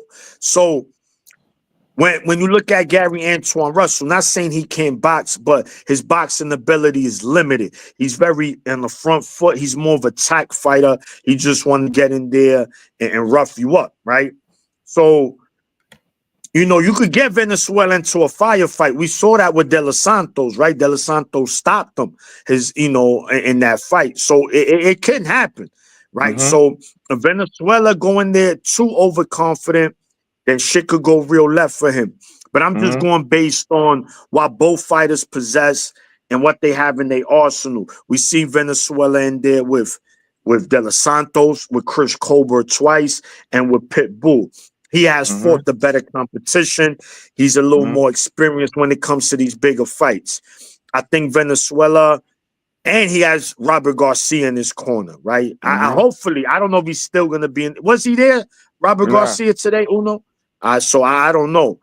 But anyway, just based on, you know, what we've seen lately, I'm going to slightly favor Venezuela. I just think that, you know, he'll be able to fight when he needs to and box when he needs to. And I think, you know, he's going to fluster Antoine at times where he's just not able to initiate offense because he don't know how to set it up. That's what, you know, because he doesn't have the best boxing ability like his brother. But I'm going to go Venezuela decision in a tough fight, bro. And where I could see both fighters hitting the deck. Yeah, and I think Venezuela keeps his title, but listen, his boxing and Russell, if he wins by stoppage, that shit won't shock me one bit. Now, I feel you with the boxing ability of El Rayo, but it was something like, you know, we was there today in person. I don't know, he just looked, you know, like look kind of like tired, like drained, kind of. I don't know. You know what I'm saying? It was a certain look on his face where it was like, you know. And hold on, Uno. And if anybody knows my brother Uno, he be in these. If he's seen you from TV, he sees those movements. And my brother being on the money, so he might be onto something here. So finish, champ. So what I was saying with that is, I'm not, you know, it's not definite. I'm not sure. It was just a look. You know what I'm saying? So that's in the back of my mind. But also, what you said, El Rayo's fought somebody similar to Gary Russell in Pitbull, right? In a similar fighting style, coming forward, front foot, looking to attack, looking to get that big punch. You know, not necessarily set it up, but overwhelm you, but you know, bombard you with a bunch of power punches and try to get you out of there. If I feel like if the weight situation, if Rayo's in there and he's fresh, and you know, and it has nothing to do with, you know, him being drained and he's 100%, I think he pulls out the victory for the same reasons that you said. You know what I'm saying? He's gonna know when to box and when to fight, and that's based off him having to fight the nigga like Pitbull. If he didn't have that fight under his belt, then it may be a little different. You know what I'm saying? But this is a similar fighter. The difference in this is that I feel like Russell has more power than Pitbull. So Rayo, we know he could go. We know he could get knocked down at least. You know what I'm saying? Get stopped. He's been stopped. He's been stopped. Been stopped before, right? So if he's in there and he's, you know, looking lethargic, I think, and he gets caught, you know, it's a big chance. It's a very good chance that Gary Antoine Russell could get the stoppage. But I don't think any way, shape, or form that he could beat him on the cards. So for that reason, I'm gonna edge Rayo because I think it's gonna go decision, and Rayo's gonna be a better boxer. He's gonna have the you know, the better rounds. Like you said, know when to box, know when to fight, and he's gonna edge. I think he'll get a unanimous if it goes decision. You know what I'm saying? But it'll be a good fight. It's gonna be a close fight. But again, if at any point in time he's in there and you know, he's getting tired and he's looking lethargic, like you said, don't be surprised if Russell gets him out of there. Absolutely. So I'm going El Rayo decision. All right. I'm gonna stick to my guy, man. I'm not switching up. I'm gonna go with Gary Antoine Russell. Only because, and X mentioned it here, and his brother said it, and I noticed that when I was out in Vegas, he tried to go for the KO. He wasn't listening to his brother. He wasn't listening to instruction. He was trying to go in for the kill instead of sitting in there boxing. He didn't work the body. The body was there. He didn't work the body. He didn't set up the jabs. He didn't set up points to break Boyle down. And because of that, it hindered him because he just had his mind focused on one thing, was knocking him out. I think he's going to learn. I think he learned from this last fight. I know I heard him say today he's watched tape, he learned the flaws, the mistakes that he's had. I think this game plan, he's going to actually show he does have boxing skill sets because he can box. He can box.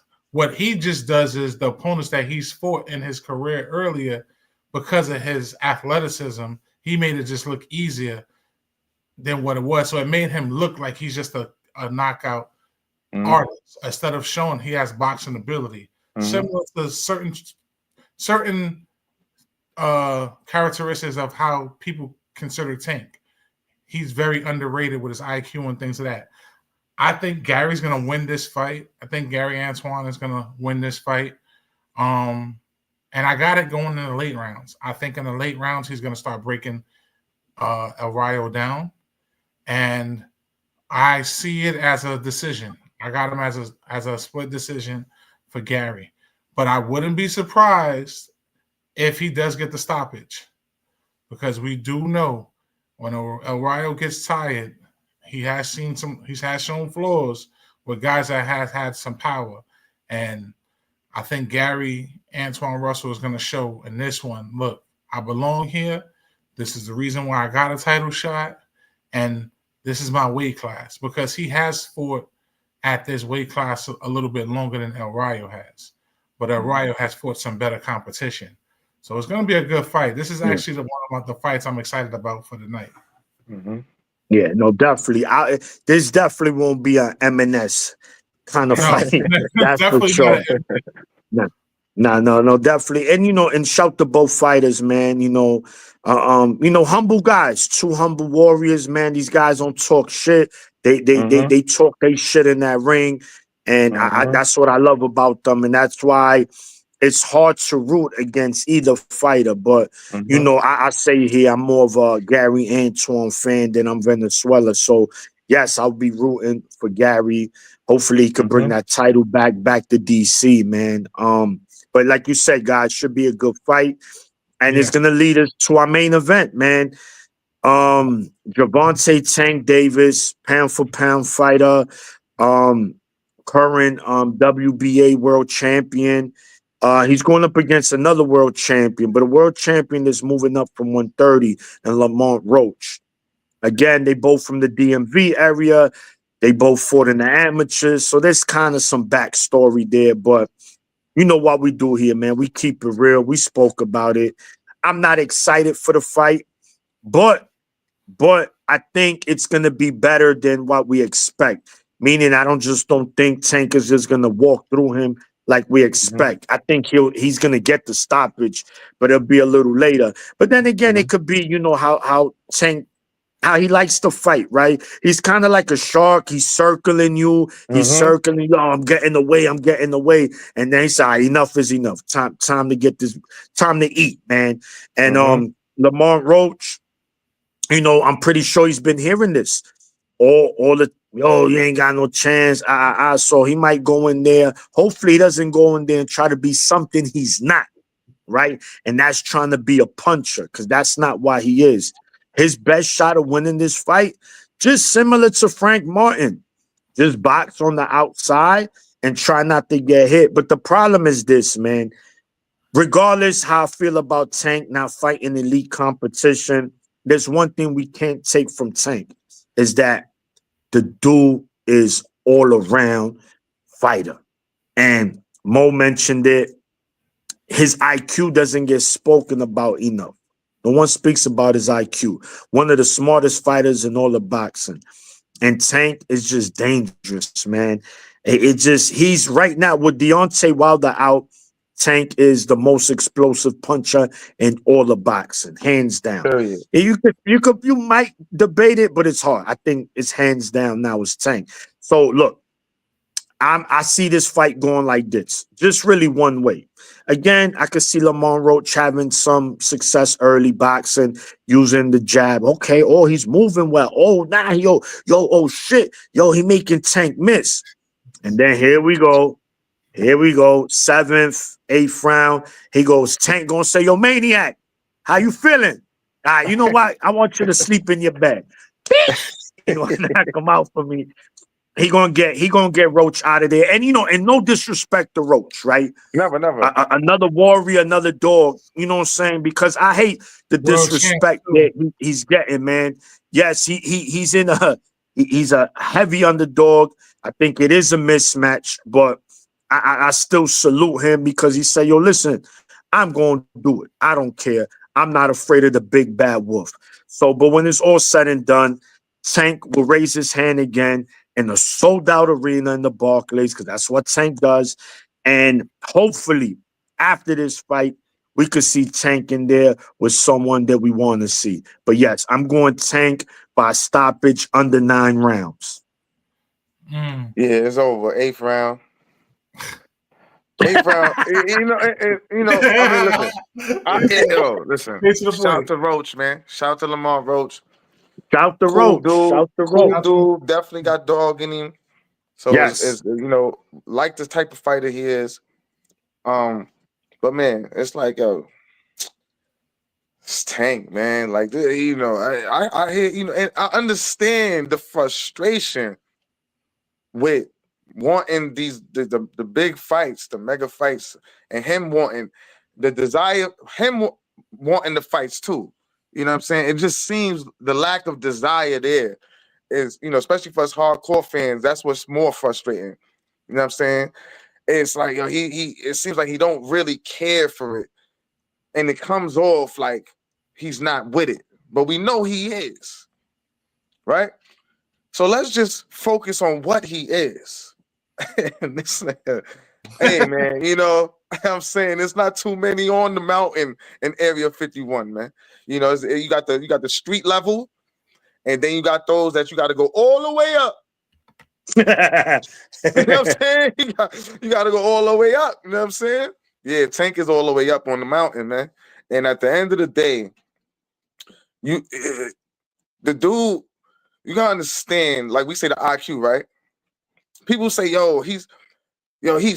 always losing on the cards before he actually wins. That's on purpose, man. Like that don't like when people speak about it, it makes it, and they speak about it like he has no idea what he's doing. It irks me a little bit because, like we always say, what I say, even in the Martin fight, he was giving them those punches. That's why he had the jammy.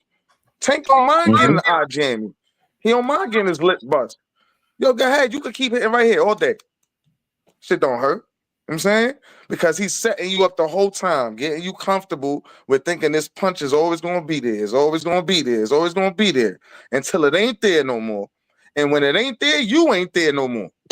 That quick. That fucking fast. It's like it went from it was working to you was hurting. You know what I mean? And just the way it go. It's just the way it goes with him. And until somebody, it's just this what happens with the Hems, the Canelos, the Benavidez, the Crawfords. You're gonna have to show me somehow that he can be beat, man. You know what I'm saying? At the end of the day, there's no way, me personally feeling, despite all the background shit and they have history and blah blah blah blah blah blah.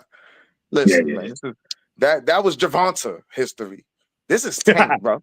You know what I'm saying? No. What's his new name? What's his new name?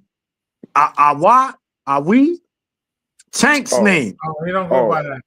Oh, I don't know, man. I don't know. And I ain't calling him nothing new. Sorry, homie. Love. Fuck with you, Tank, but you Tank, bro. You feel me? Yeah, that's what I'm saying. At the end of the day, Tanks do what they do. They roll over niggas. You know what I'm saying? I think Lamont's gonna put up a good fight. He's gonna have success in the early, 1, 2, 3, 4, maybe 5 rounds. And then 6th round, it's like, all right, pressure comes. 7th round, all right, he's feeling the pressure. 8th round, it's time to go down. So I'm going 8th round stoppage with Tank. But I think Lamont will show a good fight up until then.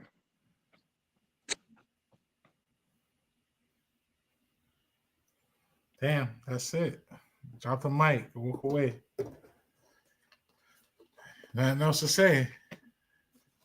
No, you got to talk, bro. You got to get on stage. Man, listen. Y'all already know how I felt. I said enough about him. Y'all already know. Y'all don't see. This is the problem. People, y'all didn't leave King Kong alone. He was chilling on Skull Island. He was going in there chilling. But y'all want to go and poke him. Y'all want to wake him up. So you know what happens now?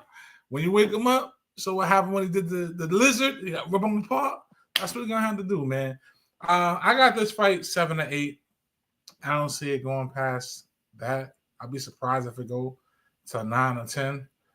But I got it where he's gonna size him up, fill him out, and he's gonna do what he does. See, the thing about Tank is what a lot of people underestimate is his precision. He's very precise in his punches. And when he lands those precise punches, those are the kill shots. Everything that he did to Frank Martin, he was precise about it. And like Uno said, Tank is one of the very rare fighters that will get hit. He likes to get... Listen, watch him fight. Even Mike Tyson said it. That's why he loves Tank. It's something wrong with him up there. When he gets hit, he gets activated. He's like, yeah, I've been waiting for... You remember Harlem Nights? When Quick went and hit Della Reese? And she said, oh, yeah, I've been waiting for this. What I'm talking about, sucker. Let's get it on. That's Tank. He waiting for that to see, okay, now. And when he starts to fill you out and he's like, okay, this is all you got? This is all you got? This is all you got? Okay. Now I'm going to show you what I got. And he just wears you down. So I don't see, even though Lamont has a length and he has this and he has that, at the end of the day, Tank beat him when they was amateurs. That was Javante. That was Javante. This is Tank. That is going to be a different element. And on top of that, you got to also remember, Tank been real quiet during this press conference. See it, right? And that's not good. And Roach Jr. been doing that's not good. Roach been doing a lot of this. Roach even did, he said, he called it the Viking dance. He was like, yeah, I'm going to do the Viking dance. I went. And Tank did an interview. He said, oh, you're going to do the Viking dance? You're going to do all of that? He said, remember, he said, I'm taking note of everything. When the lights is on, remember, because one thing we noticed, especially Barclays, it happened with Rolly. When Barclays hear that name announced Tank, and you the other guy standing across that corner, and you see who he coming out with, you see and feel the energy in the arena. Listen, man, when them lights is on, it's time to perform. Dudes fumble. Tank ain't no Jamal Herring, no disrespect to him. Tank ain't no Hector Garcia. He ain't none of those. Who Tank beat already. Who Tank already made him quit on the stool. It's gonna knock him to a whole nother century. Word. He ain't even remember where he was at. He didn't even know where he was at. So, like, this is gonna be a different level. It's levels to this. And Roachville, he's at that elite level to go in there. We're gonna see, but it's gonna be bad. I see it being bad, and I ain't gonna lie to you. I think this will be one of Tank's top 5 worst knockouts, if not top 3. I could see that. And I'm not trying to knock Roach, saying he don't got the skill sets, because he does, but I think he's gonna get caught.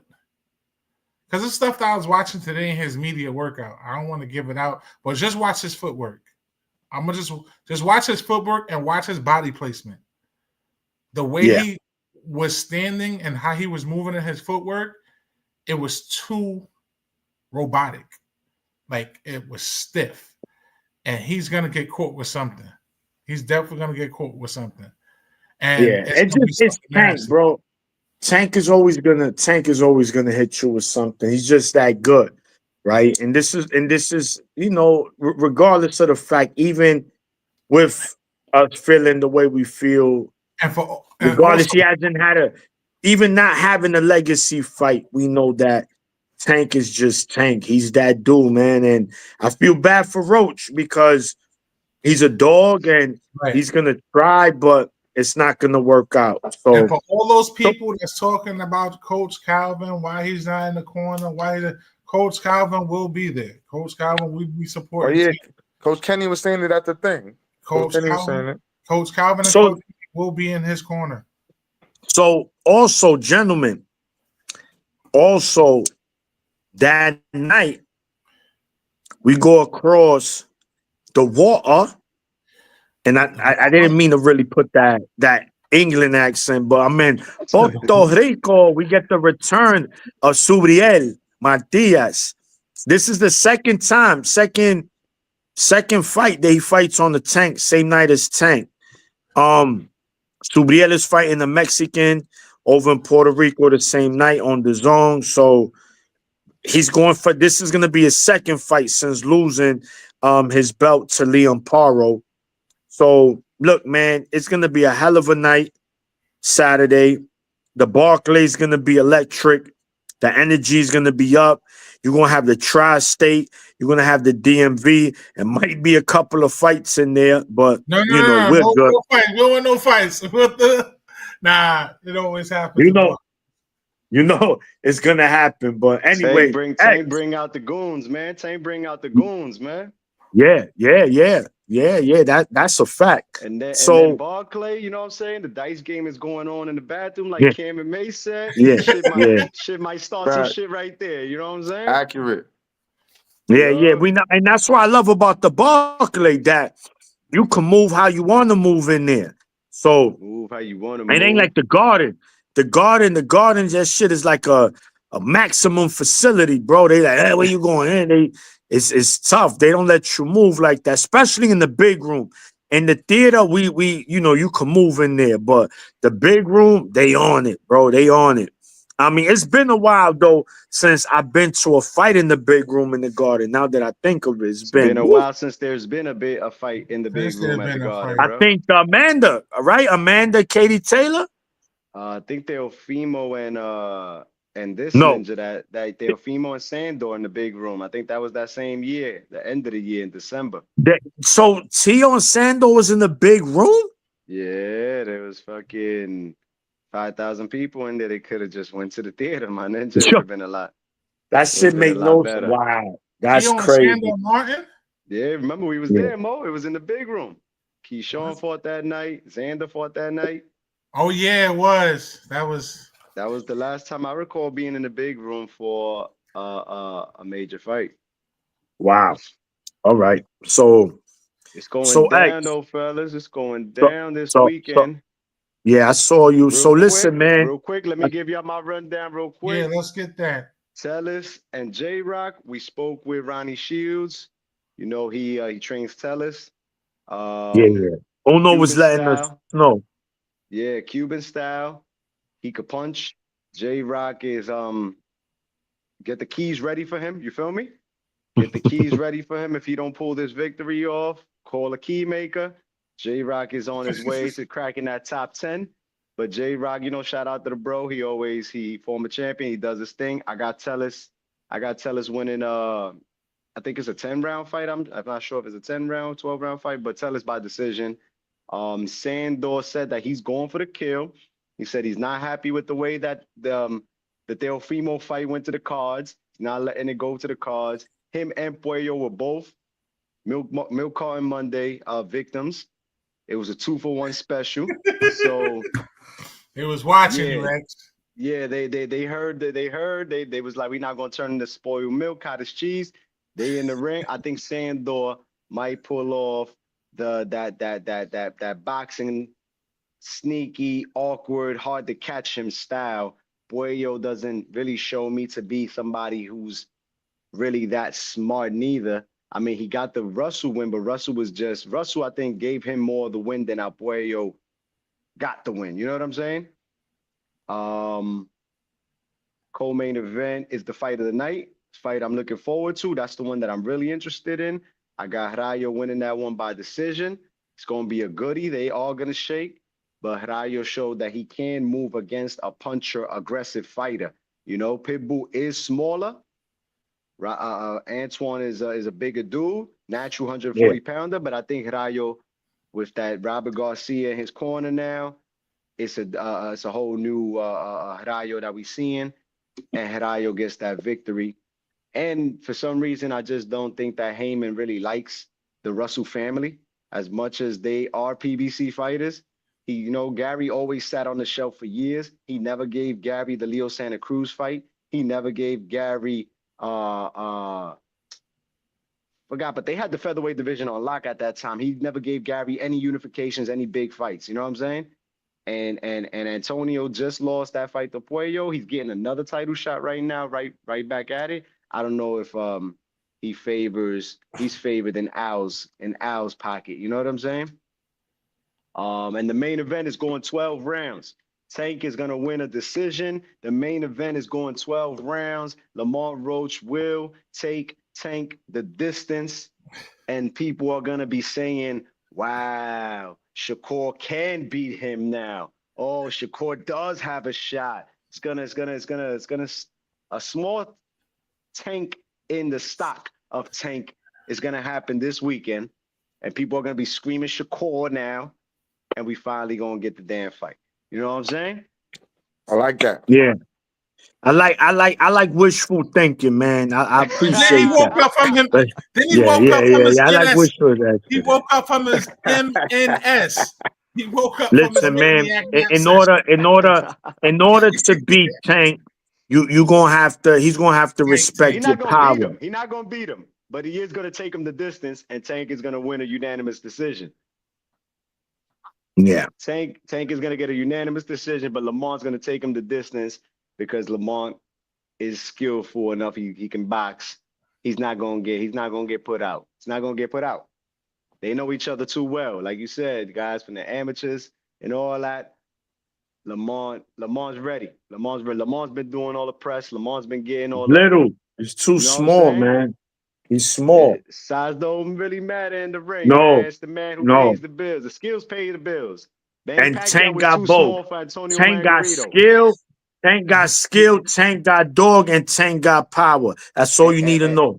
And Canelo's too small too to be fighting guys at 175 and 168, but he's kicking their asses. You know what I'm saying? Yeah, but it's too now. They don't. You can't rope like. You know what? You're gonna see Saturday. You're gonna see Saturday. I'm just saying. Don't talk to me about that he's too small. He's not jumping up 2-3 weight classes. He's just going up one. And Tank is the little ninja. Tank is the little ninja.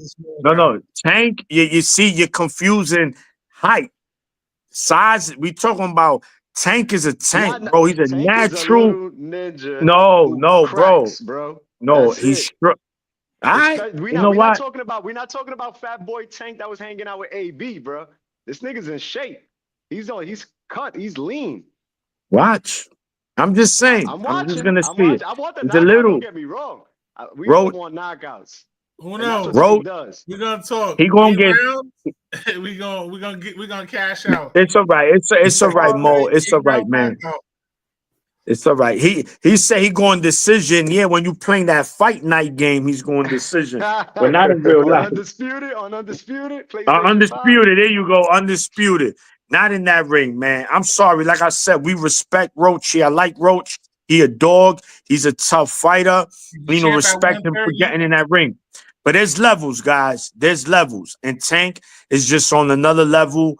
And Roach is going to see that on Saturday. And, we going to say, yo, at least you try. That's it. And you just another victim. That's Also, it. fellas, great interview with great work with Arron Aponte, Meg, Alien King. Shout out to Mr. Oh yeah, B, yeah, yeah, yeah. Alien That's King, my Yeah. guy. his That's yo. pops, Mike. Aponte is cool, man. That's my guy. He's a cool dude. He's on a 4-fight win streak, man. Signed with Peter Yeah. Khan, man. Those are good looks, Yeah. man. We were trying to Those are see. good looks. We were asking him about any promoting company, but he said nothing. So But it is what it is. I'm hearing an announcement should be on the way. I'm hearing an announcement should be on the way with Team Aponte, and we'll be seeing him. We'll be seeing him on the networks again real soon. All right. Subriel Matias in Puerto Rico. Love Subriel. Can't wait. That's gonna be a good fight. I just hate that he continues to want to fight on the same night as Tank. Stop doing that, Salida Promotions and PR's Best Boxing Promotions. Stop putting Subriel up against Tank on fight nights, man. Put them in the ring together if you want to do all that. You heard? Yeah, that's stupid. Let him be on this card. And the homie Price Taylor's on the card too, man. Yes. Zone. Shout to Price Price Taylor. Shout to Back Price. on that card as well. The Price. He got easy work man. done earlier this month in he was on the Clarissa Shields card the same night Benavidez and Morrell. No, that Sunday. Yeah. That Sunday, yeah. Of that weekend. Knocked his opponent out quick. He's back on the card again this week. Yeah, man. So there you have it, man. We just came off a great week of boxing. We should have another great week of boxing. Again, if you're in the building Saturday, come tune in with Four Corners Boxing. We'll be running up and down the Barclays, interviewing the fans, because that's what we do, man. We get in tune with the streets. You understand? We're not there in the press row hiding there. You know, we minglers. You understand? Shout out to that fire interview Uno cut with Bag Fuel also, man. Oh yeah, Esso. Shout to Esso. Shout to Heineken, Bag Fuel. You already know. Yes. So, you know, my brother's cook. So look, man, shout to y'all. Yeah. Again for cooking, my brothers, and look, I'll see y'all Saturday. Yes, sir. Shout out to everybody in the chat. Like, share, subscribe. Definitely. Continue keep supporting us. We do this Saturday. We do it for we in the building. If you're not in the building, catch us next Wednesday. You're ready. Real talk, baby. All right, my bros. 100, my hitters. Four Corners Boxing people. Continue to rock with us. City to city, state to state, NY. This is what we do. Y'all know what it is and who it is, right? Fight Night Dex. Hey, yo, it's your boy Uno, here live at Master. It's your boy, the Maniac. Yeah.